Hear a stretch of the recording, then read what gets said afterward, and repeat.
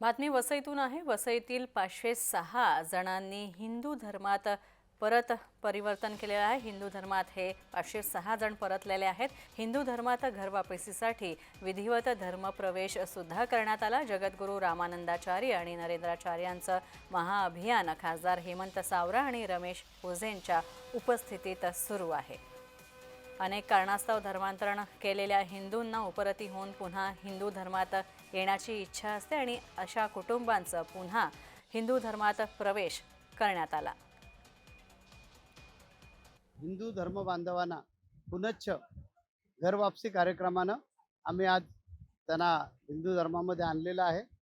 जगद्गुरू रामानंदाचार्य या नात्यानं म्हणजे धर्मगुरू या नात्यानं मी त्यांना धर्मामध्ये स्वीकारलेलं आहे। आज 506 व्यक्तींना शुद्धीकरण करून घरवापसी कार्यक्रमानं त्यांना पुन्हा हिंदू धर्मामध्ये पुनश्च स्वीकारलेलं आहे आणि धर्मगुरू म्हणून त्यांना आम्ही दीक्षा दिलेली आहे हिंदू धर्माची। त्यांना उपासना पद्धती जी आहे हिंदू धर्माची ती सुरू करून दिलेली आहे।